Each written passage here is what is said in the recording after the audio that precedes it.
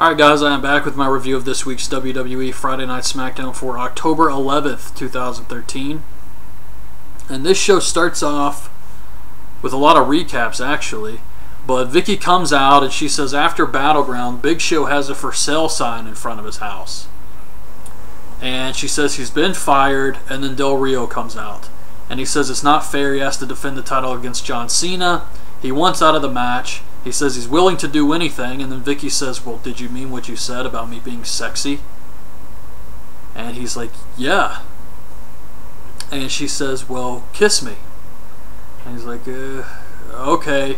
So he kisses her, and she's like, what was that? Don't do it like the gringos. Do it like the Mexicans. What the fuck does that even mean? So he kisses her again, and then she tells him to kiss her ass. And I thought this might lead to a Vickie Guerrero kiss my ass club type thing. I thought he might actually do it. But instead, Damien Sandow comes out. And he says Del Rio's not acting like a champion. He only sees Vickie as a sex object. And this leads to a match later on tonight between these two. They brawl around for a little bit. Del Rio runs away. That was pretty much it. It was weird because Damien Sandow came across as the babyface here. And I think Damien Sandow could pull off being a babyface. I think he could go out there and verbally destroy his opponents like all the heels and stuff, and it could work. But it's also extremely risky, and I think where they have him right now is pretty good. I mean, he is getting some heat when he comes out, and he's a much better heel character-wise. So I would definitely rather see them keep Damien Sandow as a heel, at least for the time being. And then once that got stale, then you could probably put him over as a babyface. But right now, just let him try to get over as a heel first before you change his character up. It's Curtis Axel versus R-Truth. And despite the match at Battleground just being really boring, I didn't think this one was too bad.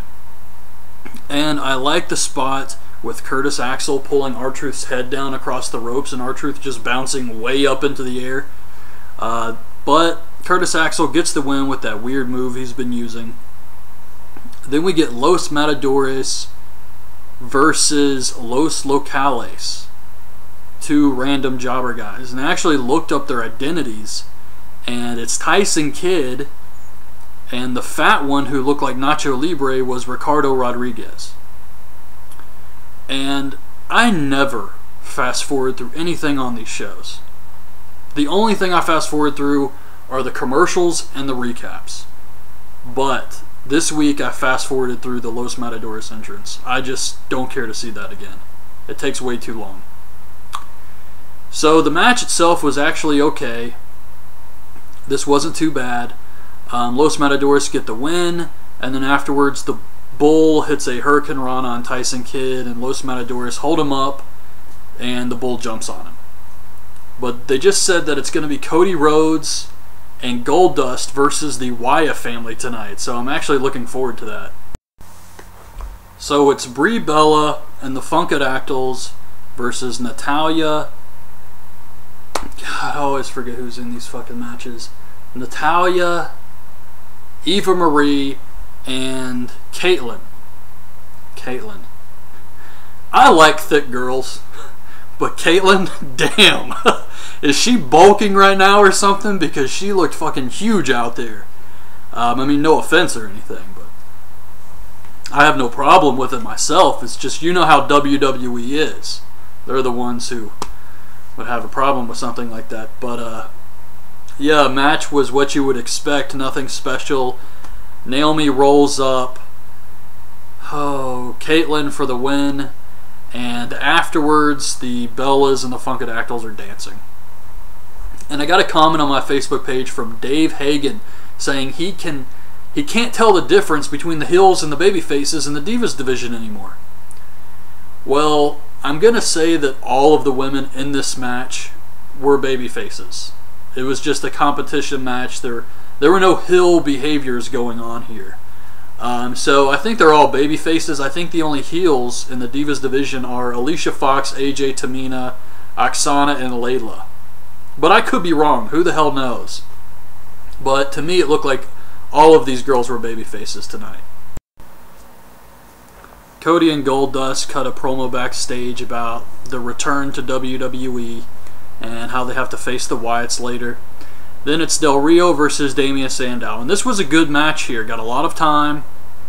But Damien Sandow was clearly the babyface. And Del Rio takes a cheap shot, takes out Sandow's knee, and then gets him in the arm breaker for the win. So Del Rio goes over here. And I'm just afraid that if they turn Damien Sandow face right now, he's just going to end up like The Miz. They're just going to use him less and less. And the only time they use him now is to lose matches. So I would hate to see them use him even less. And I think he could be a great heel for the WWE with this character and how well he plays this character. I mean, the guy does a fantastic job. And WWE needs heels right now. I think Damien Sandow gets a better heel reaction than the Wyatt family. So I have no idea why they would turn him face. And I hope this is just a one-time deal here and he's going to go back to cutting the heel promos very soon. Michael Cole just said that Triple H may have a broken jaw, it may be wired shut, and there may be a warrant out for the Big Show's arrest. Where the fuck is Big Show hiding from the police? He says they may have a warrant for trespassing and use of a deadly weapon. Oh my god, so you know what's going to happen on Raw now. It's the Primetime Players and the Great Khali versus 3MB. So didn't really care about this match. It was okay, like some superstars, main event quality stuff here. But did anyone else see how Drew McIntyre slid out of the ring like a snake? That was hilarious. He acted more like a viper than Randy Orton ever has. But Great Khali hits Heath Slater with the big chop for the win. So it's Cody Rhodes and Goldust versus Luke Harper and Eric Rowan of the Wyatt family. And I thought this was a really good match here. Got a lot of time, and the Wyatts kicked the shit out of them. They both look strong. I mean, I think Luke Harper is better at playing the crazy hillbilly role. In fact, I think the bald spot makes him look even crazier, like some wrong turn type of shit. But Eric Rowan has a great look to him. He can grow a great beard, and he used the claw in this match. So he's got some personality of his own, but I thought this was a good match, and Cody Rhodes is able to beat Luke Harper with a roll-up. So they kind of pulled out the victory, and then they had to run away. But I'm sure the Wyatts are going to get the revenge on Raw, because they were very upset. So that was SmackDown this week. I thought it was a good show. The only thing I didn't really like was that Great Khali tag match. That was weird.